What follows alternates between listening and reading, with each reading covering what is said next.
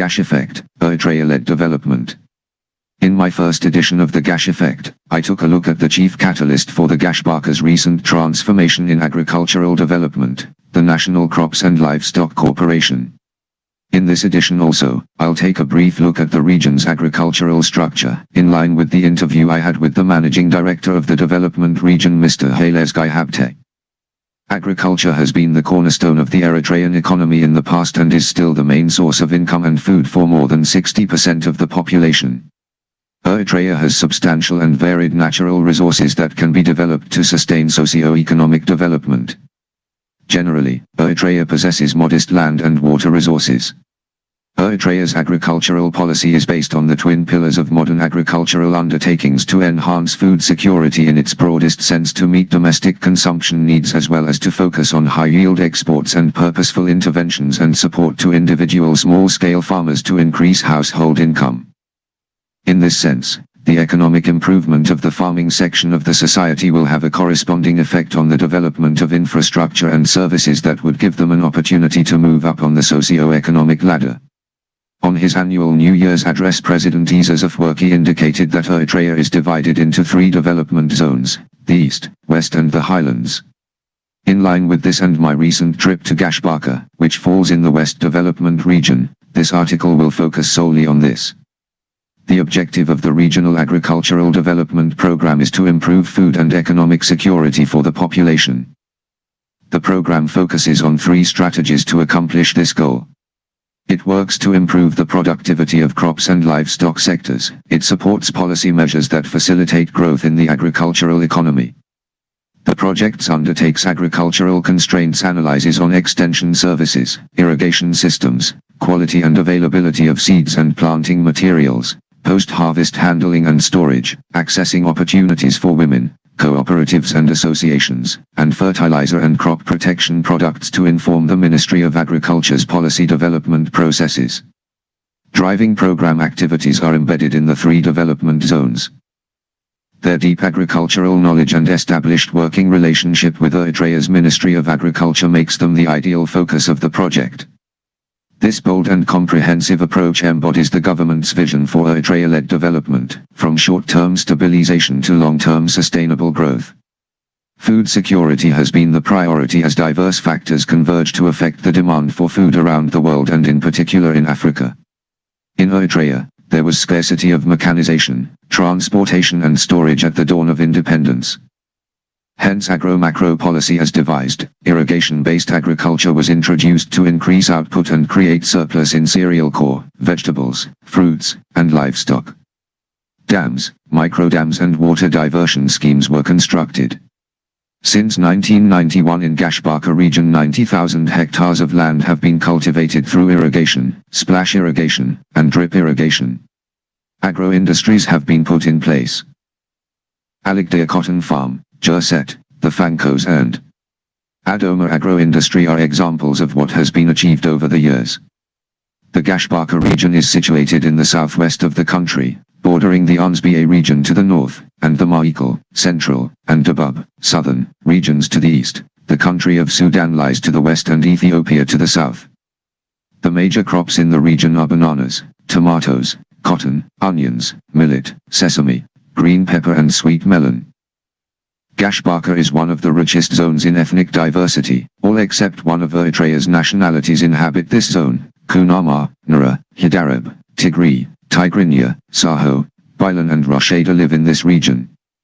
Currently, the Gash Barka development region is divided into 2 development sub-regions, northwest and southwest regions. The southwest region, which encompasses the Tessinii, Haikota and Golij sub-regions, includes 4 previously cultivated and 3 new agricultural sites under the supervision of the National Crops and Livestock Corporation. The most important structure of these agricultures found in this region is based on the dams constructed in the region. The region has 5 dams under its belt. Jerset, the 2 Fankos, Badmit, and Aligdea. Looking along these dams' gleaming spillway, you're immediately struck by their masses. This is no illusion, they really are massive. With the arid nature of much of the region, it is often important to store water when it is more plentiful in the wet season for use during the dry season or droughts. Farm water storage generally rely on the collection of water directly from the environment. Rain collected off a clean roof will give one of the best water quality results. Runoff from a catchment collected in an earthen dam can be quite variable depending on the condition of the catchment area and activities occurring within it. It is a great advantage if the catchment is under the control of the dam manager. The quality of water flowing into the dam can be protected through careful management of catchment activities. Hence the region's dams are under constant supervision by the inhabitants. All water storages are planned and designed to collect good quality water. Further, they are managed to maintain that quality while it is retained in storage. The motto is it is much more efficient to collect good quality water rather than to treat it after collection. The development of irrigation farming through these dams enables everyone in the vicinity to have their share in improving their livelihood. The big farms would create an opportunity for the nearby residents with employment opportunity. This is to say the least without talking the revenue the country would earn from the development of agro-industry. Thus, the existing agricultural sites found in this region with the exception of the Idioma project all get their water supply from the aforementioned dams. The region is most notably known for the huge amount of cultivable land. As Mr. Halesguy noted, overall, about 30,000 hectare cultivable land is available in the region, indicating that Eritrea has taken ensuring food security as one of the top national priorities and the cornerstone for sustainable economic growth and poverty reduction. The food security strategy, adopted more than a decade ago, aims at ensuring that all Eritreans have sufficient quantity of nutritious food at an affordable price at any given time and place within the country. As such, these agro-industries are working to augment the needs of the population, sustain market price volatility of stable food and in the future produce crops, vegetables, and fruits that will be exported into the international market. At the moment, Jurset agro-industry is cultivated with orange, lemon, mango, papaya and palm trees that have started to yield date and citrus fruits.